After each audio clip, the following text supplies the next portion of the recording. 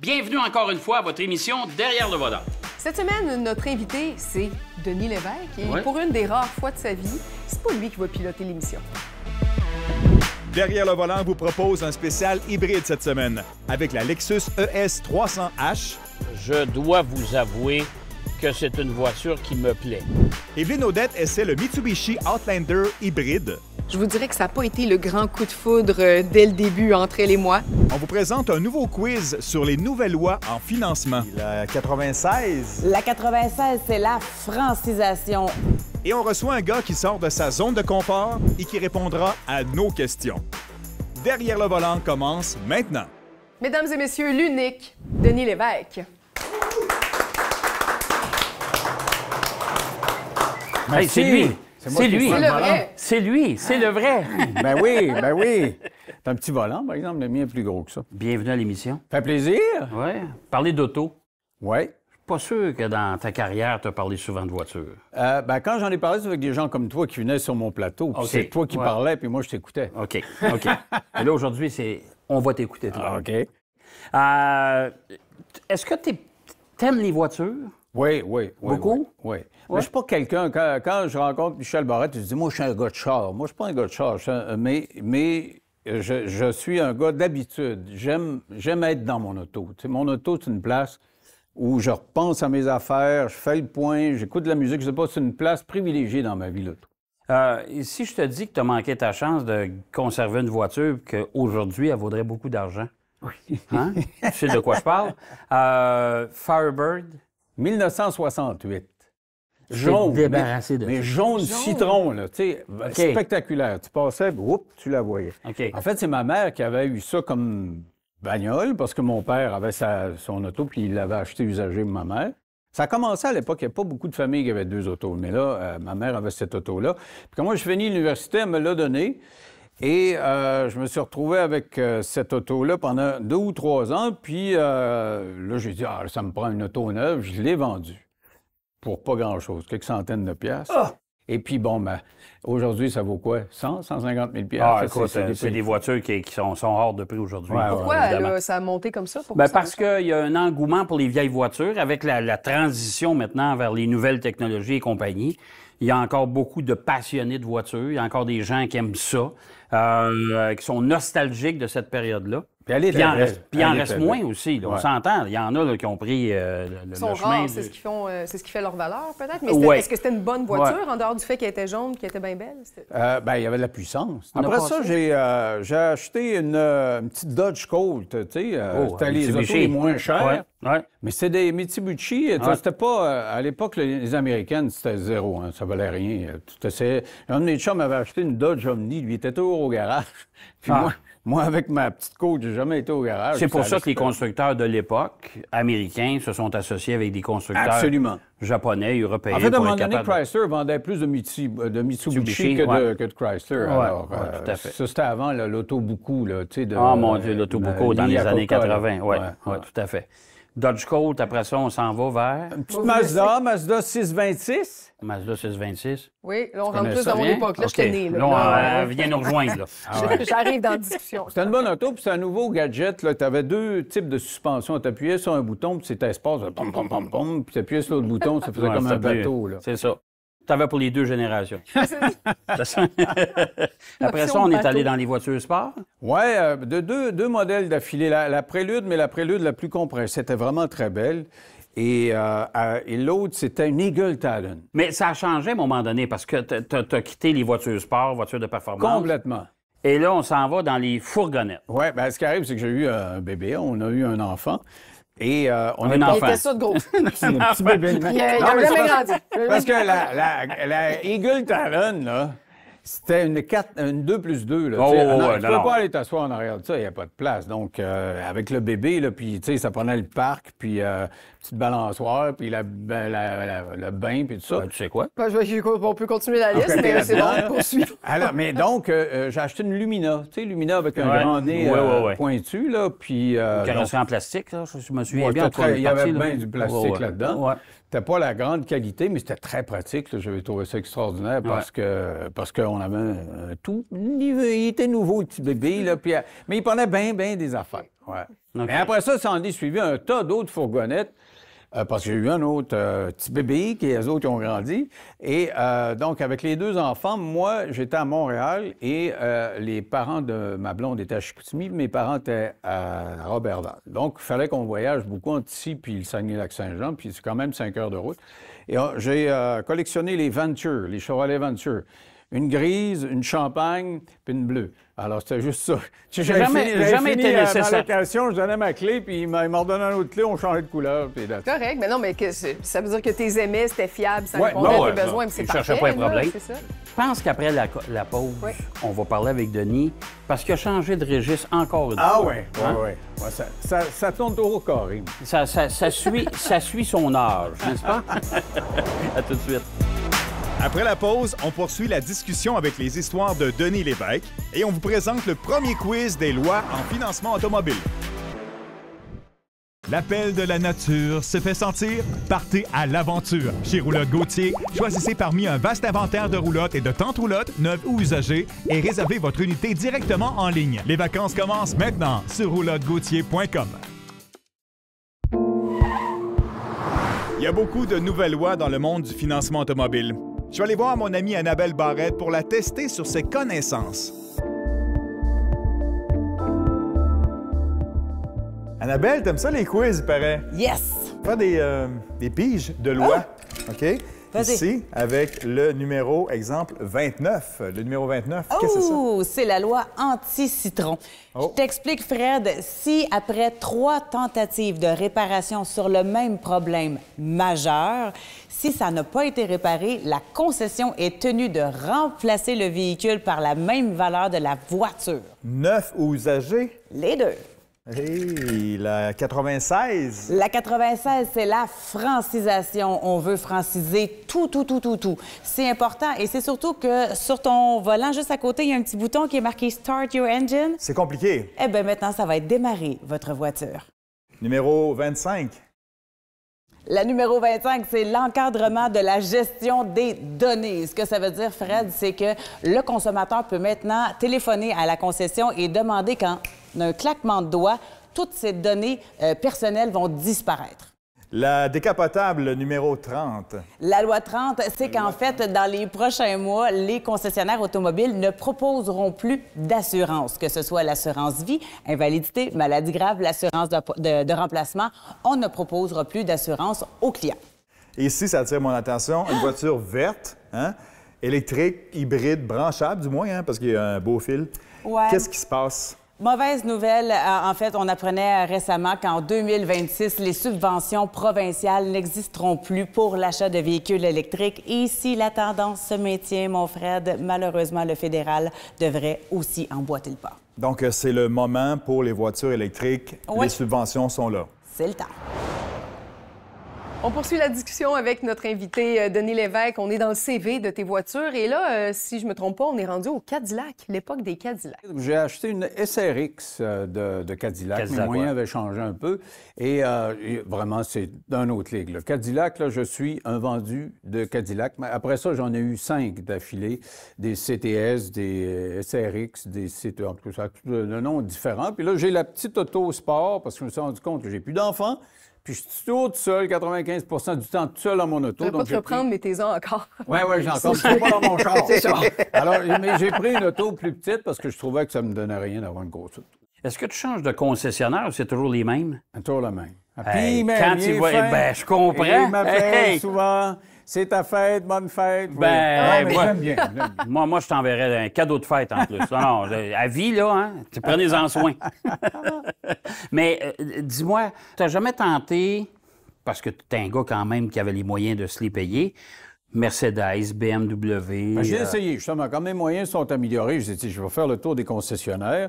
Mais, puis, t'as-tu déjà eu le goût d'une voiture exotique ou d'avoir quelque chose qui sort de l'ordinaire? Tu sais, on pourrait peut-être parler de sa voiture de rêve. Ta voiture de rêve, oui, c'est ça que j'allais te dire. Je te donne le budget illimité. Budget illimité. Budget, c'est drôle, hein, parce que ma voiture de rêve, là, c'est quand je vais en Europe, C'est pas... Moi, tu t'attendais à ce que je dise Ferrari, ça fait la main. Mais C'est ces ce qu'on petites s'attend tout le autos-là, temps, ouais. j'aimerais donc ça. Puis je comprends pas qu'ils vendent pas ça ici en Amérique du Nord. On n'a plus le petit char. Ma fille a acheté un petit... c'est usagé, là, tu sais, les minuscules Nissan, là, comment ça s'appelle? Les Micra? Les Micra. Les Micra. Puis ça va bien, puis c'est tout petit, puis j'adore ça. Quand je vais en Europe, je prends les plus petites autos. J'aime ça conduire ça à vitesse, te stationner dans les rues, ça de l'art. Mais il y en a des tellement belles. Vu que la question, c'était ton autodrive, puis qu'il a répondu Nissan Micra, je vais lui donner une deuxième chance. Denis, budget illimité, ton Budget autodrive. illimité, là, Budget c'est pas long. illimité. Tu sais, tu sors ça le dimanche après-midi, il fait bien beau, là, tu pars avec Pascal, puis vous allez faire un tour de machine. Tu sais, comme on Mais faisait. tu sais que José Godet est un maniaque. oui. J'ai essayé sa Ferrari, puis j'ai trouvé ça le fun, mais j'aimerais pas ça avoir une Ferrari dans ma cour. Mais en même temps, il a acheté une vieille Firebird. Me payer ça là, pour 150 000, là, ce serait... J'aimerais Bon, plus tu ça vois. qu'une BM ou... Ah ouais. Non, mais je respecte ça. Moi, je faisais une blague, mais je respecte beaucoup ça, la modestie puis le confort dans le choix de véhicule. La nostalgie un peu aussi. Oh, ouais, c'est correct. Beaucoup C'est dans ce correct. cas-là. As-tu déjà fait du simulateur? Non. As-tu déjà fait de la réalité virtuelle? Un peu, oui. OK, ça va être fantastique. Je t'amène dans mon simulateur, Denis. Non, reste là, on va faire une pause, on va tricher, c'est de la OK. télé. OK. Je sais que tu n'as pas beaucoup d'expérience en télé, mais je vais te montrer C'est quoi, ça. ça? C'est une caméra, ça? C'est supposé, oui. Ah, OK, d'accord. À venir à l'émission, l'expérience simulateur spectaculaire de Denis Lévesque. C'est-tu là que ça tournait? Bon, Là, je te parlais, là, puis ça recule-tu, ça? ça recule. Il cherche, ça recule-tu, ça? Et notre spécial hybride se poursuit avec l'essai routier de Jacques DM. On sait que Lexus offre tous ses produits en version hybride. C'est ce qui nous occupe cette semaine. Et cette 300H, je peux vous dire qu'on a fait beaucoup de routes avec. Comme une voiture hybride, restez branchés. 2023 a été une année record pour Lexus au chapitre des ventes. Bien sûr, si vous êtes à la recherche d'une voiture de luxe, c'est peut-être le temps de les considérer si vous ne l'avez jamais fait. Notre essai de la semaine, la Lexus ES 300H, H pour hybride.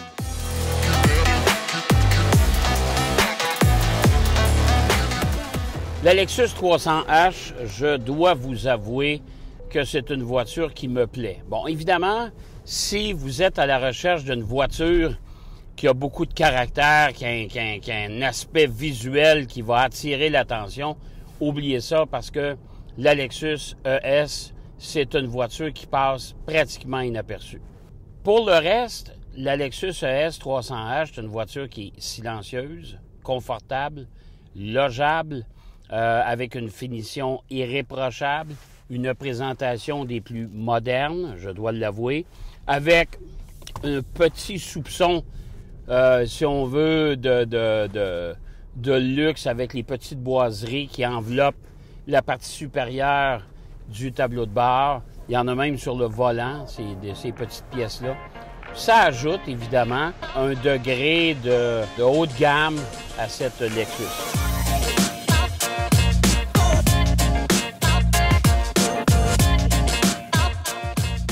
On sait que Lexus offre tous ses produits en version hybride. C'est ce qui nous occupe cette semaine. Et cette 300H, je peux vous dire qu'on a fait beaucoup de routes avec l'auto. Et on a quand même réussi à faire 6,1 litres au 100 km. Pour une berline de cette envergure-là, avec tout le confort qu'il y a à bord, moi, je peux vous dire une chose, c'est remarquable. La Lexus ES 300H, c'est le véhicule d'entrée chez Lexus. Ça, on est d'accord là-dessus. Mais les grandes qualités, douceur de roulement, très logeable, un grand coffre, c'est vraiment une voiture agréable à conduire, surtout pour des grandes distances. Et en plus de ça, avec un prix de 55 000 je pense que c'est difficile de trouver mieux. Mais en même temps, il ne faut jamais oublier que son seul défaut, à mon avis, c'est qu'elle n'est peut-être pas aussi spectaculaire que certains produits allemands. Mais pour la tranquillité d'esprit, s'il vous plaît, pensez-y.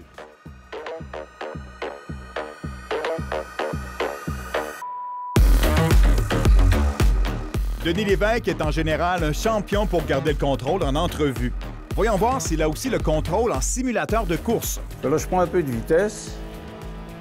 Quand c'est droit, ça va bien. C'est quand le détour arrive, là, je me sens comme si j'étais à la ronde. dans un... Oh, shit, là, je suis dedans. Là. Quand ça tourne un peu, Écoute, je vais te distraire avec quelques questions, si Vas-y. tu le veux bien. Quel genre Vas-y. de conducteur es-tu dans la vie habituellement? Depuis que j'ai des enfants, très prudent. Avant d'avoir des enfants, j'étais un peu cow-boy, là, puis j'ai eu bien l'étiquette. Mais finalement, hey, ça sonne... c'est-tu là que ça tournait? Oui. Bof. Là, je te parlais, là, puis ça recule-tu, ça? Ça recule. Il cherche, ça recule-tu, ça?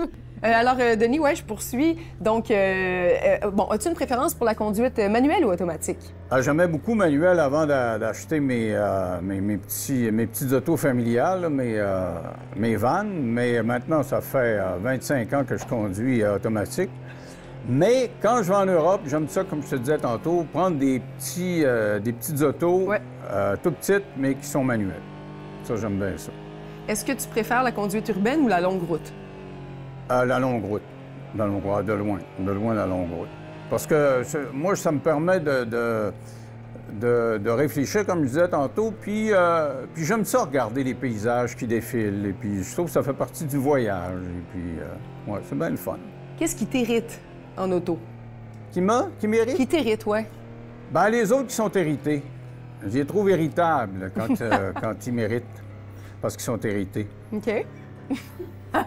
Donc, tu es de tempérament assez calme Moi, au je suis volant. très calme. OK. Vraiment très calme. Qu'est-ce que je peux faire pour te déconcentrer, mettons, quand tu conduis? Pas grand-chose. Dans le fond, je suis assez concentré. Ben, en fait, moi, jamais je ferai un texto. Je ferai pas de texto. Ça me déconcentre. J'ai essayé, tu sais, même à Cadillac, qui ont une nouvelle affaire, là, un nouveau tableau de bord, c'est tactile, puis j'aime pas ça. Je trouve que c'est très déconcentrant, le tactile. Donc, dans une Tesla, tu serais pas si bien servi. Pourquoi c'est tout des pitons électriques de même? Oui, bien le tableau de bord n'existe plus, tout est dans l'écran tactile. Je T'aimerais pas ça du tout. Vraiment pas. Le virage voiture électrique, ça te dit quoi? Ça me dit que c'est trop cher pour l'instant, pour ce que c'est. Il y a la Cadillac électrique, ils me l'ont proposé, mais il n'y a pas de subvention, puis c'est cher, donc ça me dit rien. Ça te parle pas, ça vaut pas la peine pour l'instant. Mais ma blonde a acheté une hybride, là, mais une hybride rechargeable, là, puis Oui. en attendant... Hein, ici... Ah, c'est la même place que tantôt, bravo, Oh, bravo! Mais t'es bon, Denis, quand Ouais, même. mais je suis encore dans mon bout de droit. C'est le même détour que tantôt, là. Mais ça va bien. T'as pas fait d'accident encore? Je parle dans le jeu, là, dans le simulateur. Ouais, mais là, j'ai chaud. Tu peux arrêter, Denis. Tu t'es bien prêté au jeu. Je n'ai plus de questions. Ah, bon, mais j'ai-tu passé au travers? Lâche tout, enlève les lunettes. Ah, avec Reviens plaisir. dans la réalité. J'ai vraiment un mal de cœur. Ah, ouais, vraiment tant que ça? Oui, vraiment. Mais c'est normal, ça fait ça à certaines personnes. Je suis en lavette, là, les chaleurs. Hey, Ben, c'est regarde, pour ça qu'à la ronde, je prends pas des manèges à faire le même. Ça me donne mal au cœur. ouf, je te remets le Dégadine, chandail officiel de l'émission. Ah bon, ça veut dire Petit cadeau? que j'ai réussi T'as mon passé test. le test? Ah, bon, ben bravo, oui, bravo. Écoute, il suffit merci. pas d'être bon, il suffit juste d'avoir du cœur au ventre. Tu l'as eu. Tu l'as eu. Oui, du cœur, oui, beaucoup de cœur. Je te retrouve de l'autre côté. Merci, Denis. Tu veux que tu leur donnes? All right. Bravo, bravo. Ah! Je te dis, c'est Ouais, vraiment... ça t'a donné vraiment...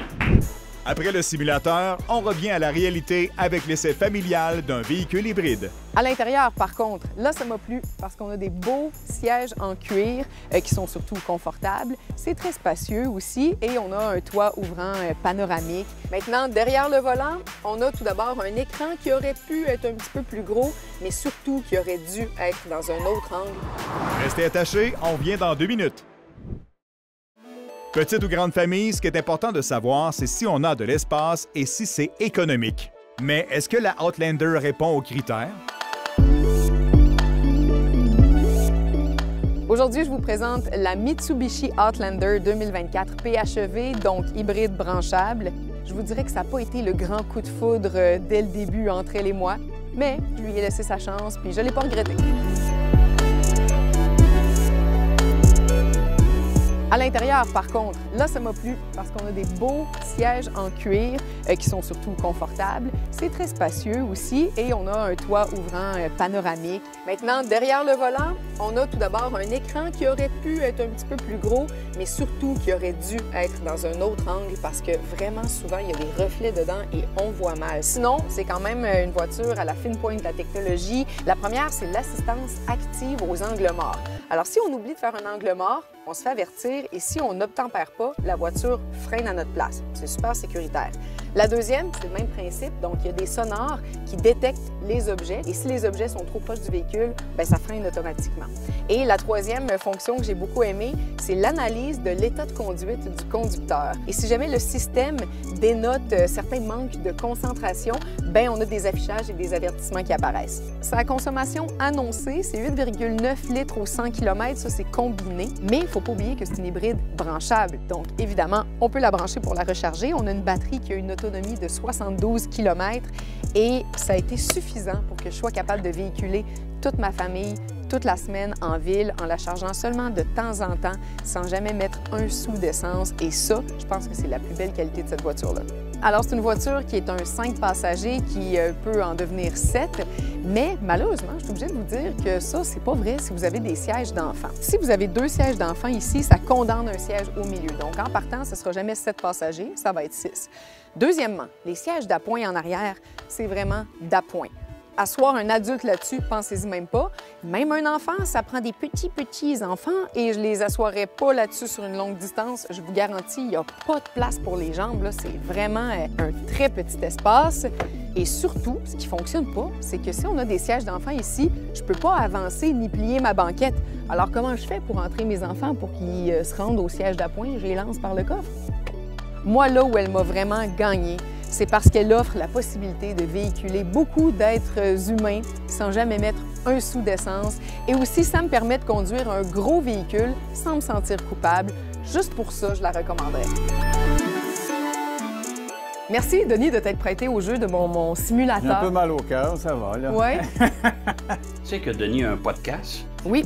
D'entendre encore. Moi, j'ai un chat et un chien à la maison. T'as-tu encore ton chien? Oui. T'as encore ton chien? Oui.